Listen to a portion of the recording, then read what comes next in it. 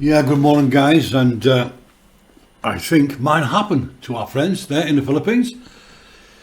Guys, up on the screen, what you're seeing is that foreigner farming in the Philippines accusing locals of stealing, and the house build scam, the proof. And guys, I know this has been covered before. However, it's very easy for people to say, well, yeah, he accused people of stealing fish. He accused the locals of stealing fish. And yes, he's going to build Gina a house and Satsai. But if you do a little bit of research, if you look at the videos or the video clips that we are about to show you, you will see a different side to this scumbag, this scammer up on the screen. And listen to his words, guys. In the clips, and there'll be one after the other, in the clips, you will hear Bosshog going into some detail about who's been stealing the fish, how many fish have been stolen, what he intends to do about preventing that, and how he's going to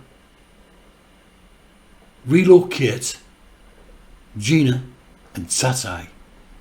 So guys, without further ado, listen to the words from the brain surgeon scumbag up on the screen. Listen to his words, guys. And like I said, so it'd be 25, 50, 75, 100 meters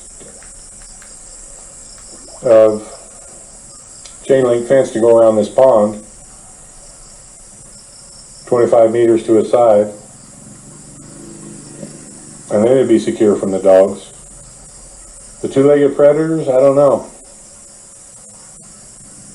Maybe we'll have to put a bunch of sticks in here, poking up to keep people from throwing nets in here. That's the only thing I can think of why so many fish are gone, is that someone has to be stealing them. On it. That shouldn't take us long. I've kind of figured out that in order to avoid having to build an enclosure around that pond, and we're just going to set it down into the water with a central pole, and that'll keep it away from the dogs and keep the birds away from the fish, and it'll also keep people from throwing their cast nets in. So problem solved. We might even find time to get that done today. So they're not up yet.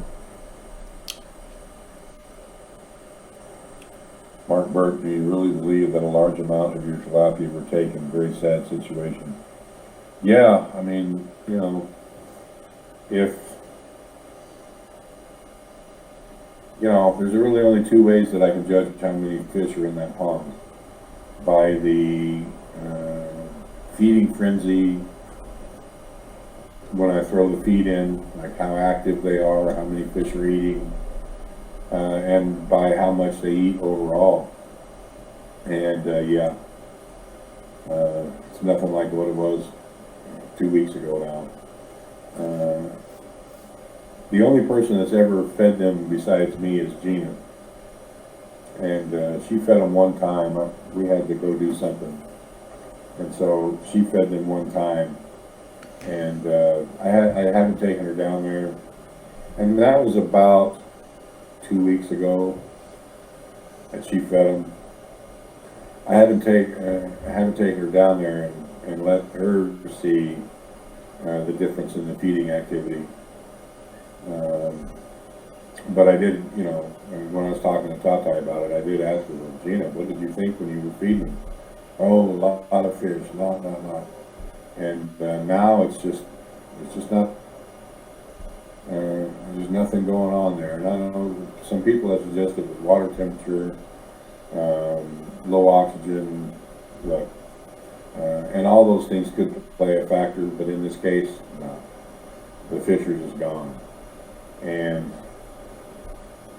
I don't know, it's just frustrating. I never thought we'd have to guard that. You know, that's one of the reasons why we're going to relocate Gina and Tatai down close by plateau and stretched it out. It was a large net, and so we've taken it to the plateau and stretched it out.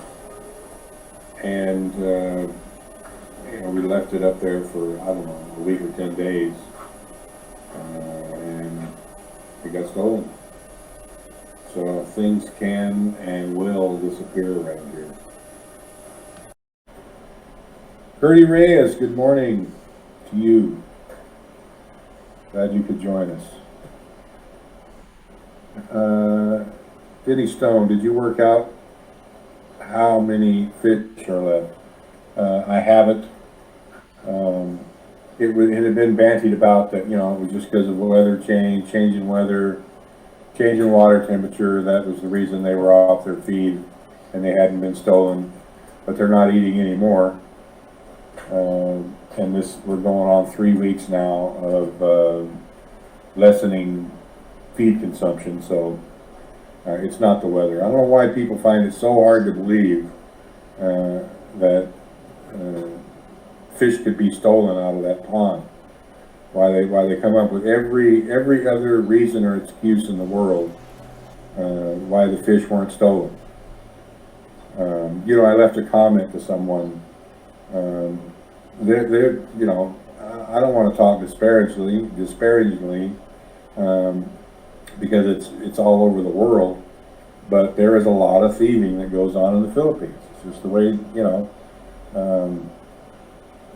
know, guards at a McDonald's, guards at a hardware store, let alone a bank usually always has a guard, right? But KFC, hardware stores, basically any place that has anything worth stealing has an armed security guard. The grocery stores here have armed guards in them. It's not, it's not out of the realm of possibility that they were stolen, and there's really no other explanation. Thomas Leary, hopefully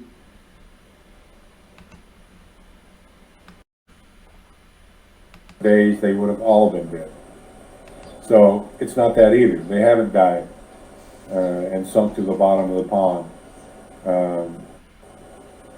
There's two ways that the fish could have got out of that pond. Birds, and we've kind of figured out it would be 50 birds. And I've only seen one or two. Never actually seen more than one there at a time. Or it's people netting them. I don't know why people just can't get their head around that. That people could be stealing the fish.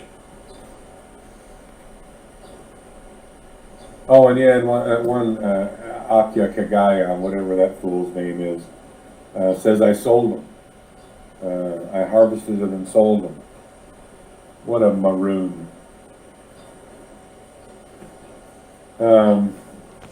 Even as tight as money is around here, I wouldn't be harvesting and selling fish this big because I'd get 40 pesos per kilo for them. That guy's a real dimwit. So guys, having listened to the brain surgeon from the Bosshog quite clearly, every clip that was played, Bosshog, on different videos, different live streams, was accusing the locals of stealing his fish. In fact, according to Brian Granville Smith, a foreigner farming in the Philippines, theft in the Philippines is rampant. Everyone's a thief according to Brian Granville Smith. Now, one thing that we can take and conclude from these video clips and in this video is the fact that what Brian did was he used the local people in his videos and his live streams, accusing them of stealing fish for one reason and one reason only: for people to feel sorry for him.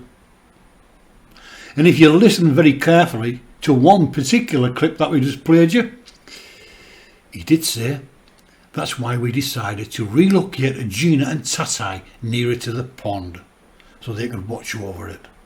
It was a scam,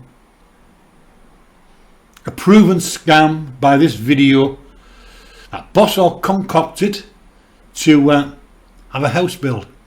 And of course, since then, that house has been abandoned. And the other thing that you need to know was that some months later, Brian Granville Smith, Bosshog, a foreigner farmer in the Philippines, admitted that the fish weren't stolen and it was the birds. So here we have